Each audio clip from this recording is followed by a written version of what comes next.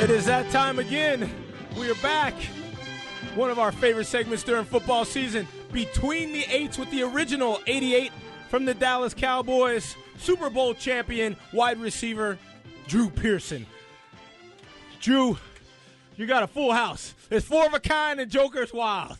We got 5 people in here. We are stacked. We got, of course, co-host, former All-Pro NFL quarterback Jeff Blake.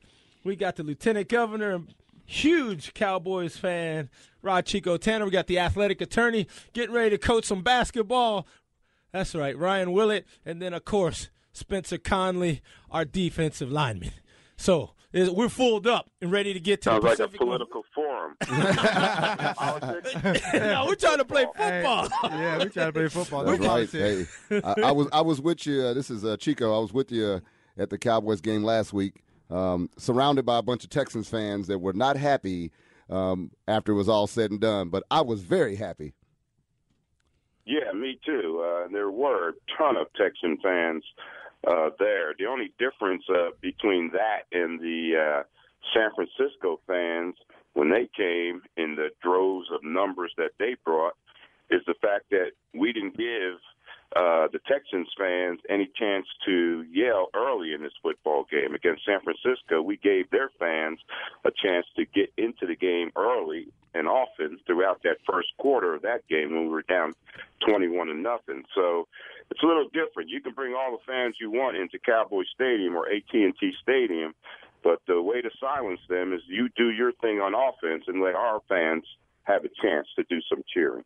That's right. We are talking with Drew Pearson here between the eights, the original 88. We're going up to the Pacific Northwest, Drew, and I believe this Dallas Cowboy team really does have an opportunity to really make a splash on the NFL landscape with a good showing today. And you run that ball, everybody's talking about the corners and, what a quarterback would have to do. But if you run off tackle. We hate running the ball between the A-caps, Drew. But off tackle, which would allow for some good play action, this Cowboys team could have a chance.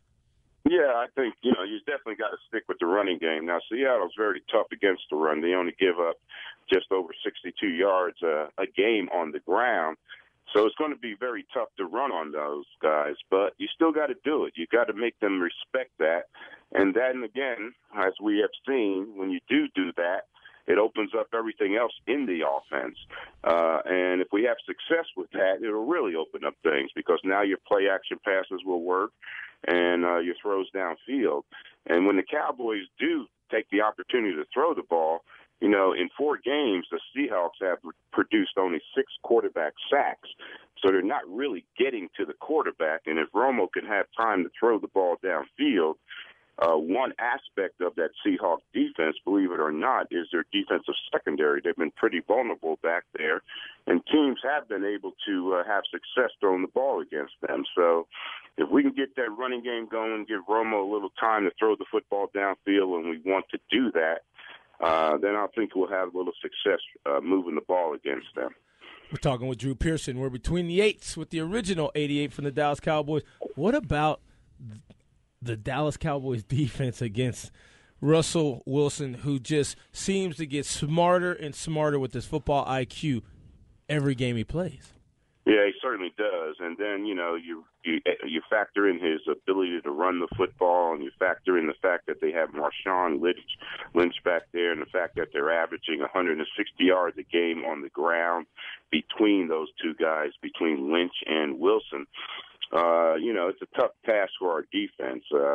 What you want to try to do is take away that running game, put a spy on Wilson because he likes to run the boots, the naked boots, try to get out in space as much as he can, and he has a great ability, to take off when he needs to. He's really scrambling around trying to throw that football downfield. Much like Tony Romo, but if you give him the opportunity to run, which we saw last Monday night against Washington, where he had 122 yards rushing, if you give him the opportunity to run, he's going to take it. So what I'm hearing up here in Dallas is that Rob Marinelli is going to have a spy on him throughout the football game. Better. Yeah, and I think that spy is going to be Rolando McClain. And if he's healthy and can run like he normally runs and is as physical and big of a presence as he normally is when he is healthy and is playing the way he's been playing so far this year, that might be what we need to control Wilson and keep him from hurting us with long runs like he did against Washington. Hey, Drew, speaking of the Dallas defense, how are they doing? I mean, they lost DeMarcus Ware to free agency, lost Sean Lee to injury, and yet they look better, definitely better as a unit than they were last season. Two things. Number one, it's coaching. Rob Marinelli's doing a great job of putting the players in place to be successful. He has studied and identified each player's strength and weaknesses and taken advantage of the strength as opposed to the weaknesses. And the other thing is the fact that the players are getting after it. They're being held accountable for their actions out there on the football field. And I got a feeling now they're being called to the carpet in meetings when they miss a tackle or are not in position, what the defense calls for and those kind of things. So they're playing like they're being held accountable, and they're getting after it with a lot of emotion. And the thing that's carrying us, teams are piling up yardage on us. Arian Foster ran for 150 yards last week. We gave up over 400 yards again last week to Houston, and so, they're piling up yardage against us, but the difference is two things. Number one, we're getting turnovers now, and number two, we're keeping them out of the end zone. We're doing a pretty good job in the red zone, forcing teams to kick field goals as opposed to scoring touchdowns. So if we can do those kind of things, it's not a defense that's really going to stop anybody, but it's a defense that can contain opposing teams, and if you could do that and keep teams out of the end zone from scoring touchdowns as opposed to kicking field goals, then that puts our team in a chance to, or in a position to have some success and possibly win a football game up there. Drew, I also contribute to the fact this is the second season in this defense. They went from the 3-4 to the 4-3. This is their second season in the defense with the line play getting comfortable in those positions, being able to bring in guys that play truly with their hand in the dirt versus having your outside guys playing from stand up, because Ware is more comfortable standing up.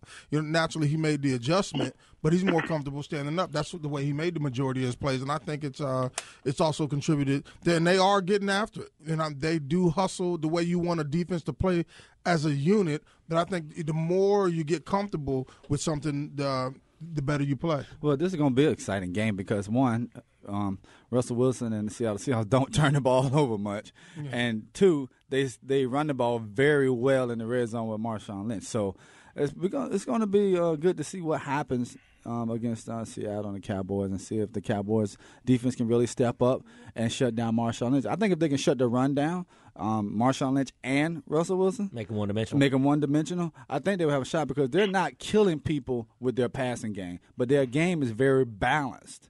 Yeah. And that's what's beating people, that balanced game plan that they have. There's no question about that. They are a balanced football team, and they're a young football team, so they're aggressive, and they get after people, and they bring a lot of enthusiasm. When you get that crowd behind you, you guys know as well as I do that when you get that crowd behind you, it gives you an extra surge of adrenaline that's pumped through your body. And, they've been on the road a little bit, and they're a little jet lagged, probably coming from Washington, playing Monday night there and flying all the way back to Seattle, shortened their week up a little bit as far as their preparation is concerned. But, once they hit that field, that crowd, that 12th man up there gives them that shot of adrenaline that they probably looking for to get emotionally ready to play this football game this afternoon. So, Drew Pearson, what say you about this score? You went 27-17 last week. Regardless, it worked. So it worked, right? Can we stay with that? The back end was perfect. That's what Houston got. Right. And the week before, the front end was perfect because we had scored 38 points, and that's what we needed.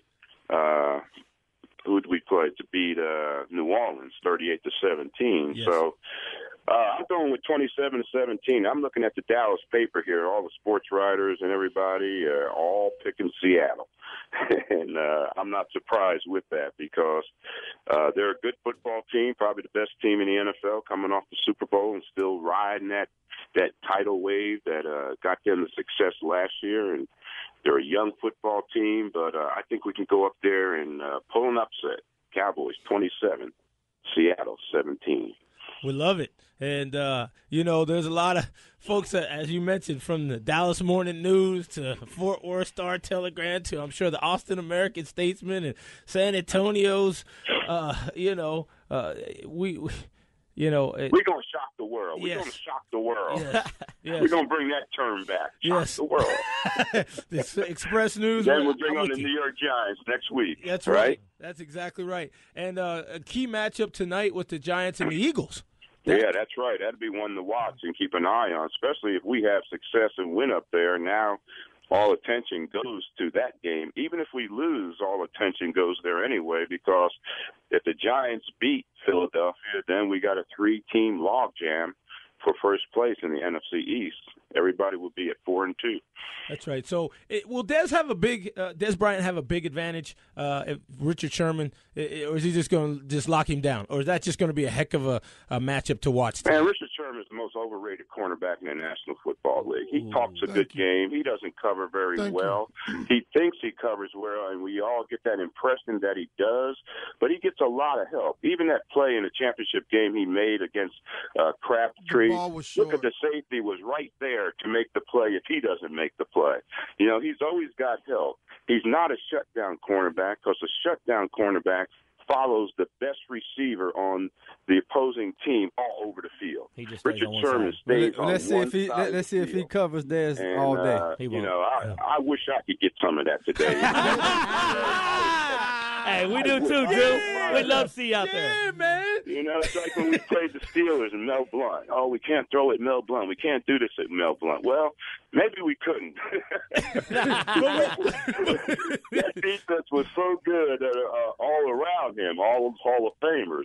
But do you pick and choose your situations? Like maybe not on third down you attack the Mel Blount, but you attack him on first or second down when they're more in a run-pass type defense. Yes. And it's the same thing with Richard Sherman. You attack him on first or second down where he's more in the man coverage as opposed into a zone because of the run-type defense, then you might have some success against him. Yeah, I like that. Drew, but I am fired. Now you got me fired up. Drew, I got to ask, because I just started to mess in the studio here, Drew. I got to ask. Drew, could you have got off the line off of Deion?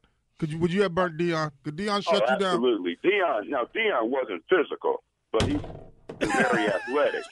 And Deion would stay with you, and there's no question if he got his hands on the football, he'd make that interception. But getting off the line would be no problem against Deion because he wasn't a physical cornerback. Is he an all-era? He is the premier lockdown cornerback that has ever played in the National Football League. I'm sorry, what was that last thing you said, Drew? What was that last thing you said? I don't believe that, Drew. To me, just because he's not, I don't think Deion is an all-era guy because he's not physical. I don't think that he could have played in your era or before because he's not physical. Well, they would have put different responsibilities on him. He certainly would have had to be more physical in the running game. There's no question about that. And, with the way the rules were back then, if he wasn't physical on defense, especially in pass coverage, then he would get eaten up. And I think that was my thing, Drew, that he's not a complete football player. Yeah, yes, he can run with anybody on the field, but a complete football player, to me, keeps him out of every era of football. He's been having this discussion for a long time, Drew, so we just want you to know. All right. Well, we can go on and on with this, and my time has run out. That's right. That is right. That is right. 27-17. We are between the seats. Spence, but I love it because Spence brings a lot of heart when he's in the studio. And so he's been trying to ask you that question for 4 weeks, and we've been moving the microphones around and getting the door stuck between the 8th segment comes on. But he finally broke through from his 3 technique, Drew. We can't hold him back forever. He got in the backfield, and so here he is. But listen, how old is his brother? How old are you? 40. 40. Okay, I'm trying to figure out what era you might be in. You're supporting that era I played in. I thought you might be up there in my age category or something like that. Yeah, because I'm just disappointed in the way people tackle, the way DBs tackle. You know, the arm tackling. They were physical. They got in your face, and they wanted to see any ball carrier. If you touched the ball, they wanted to see you stopped. And I don't think that they play that way anymore. That's how I was taught to play football. If you're on defense. Yeah. Now, these defensive backs nowadays in the NFL, they're very, very weak, man, as far as coverage and stuff like that. But they will hit you because everybody's bigger and physical now, and through their training and nutrition and the diet and everything that they have at their disposal nowadays, as opposed to what we have. But as far as coverage skills, you see it every week. It's very limited in the NFL. If you got a star cornerback. Everybody's talking about Richard Sherman. What if Richard Sherman goes down? Who's his replacement? We don't hear anything about backup players in Seattle. You know, who steps in there? You know, how far is that drop off from Sherman to the next guy? So it's a little different in today's game, but regardless, I still want some Richard Sherman. I would shut that mouth up because he would run into a mouth that he's never seen before. That's right. Once the Jersey trash starts coming out, we could talk smack the best with anybody. No man. doubt. Hey, and Drew, I've seen some of the old highlights. You did bark at a few people. You were smooth about it because you had that little gate when you just kind of went off to the side, but you did get you. Oh man, I talked so much noise out there. I was like a Jekyll and Hyde. When I hit the field, I was a different guy and talked more than anybody. My teammates used to tell me to shut up because I was pissing them off, the other team off. It says Rayfield Wright told me one game, Drew, you don't have to block these guys. You don't need to talk to the linemen. Go talk to the linemen. Defensive backs. Oh, man. Don't piss them off. You don't need to be pissing Howie Long off. No.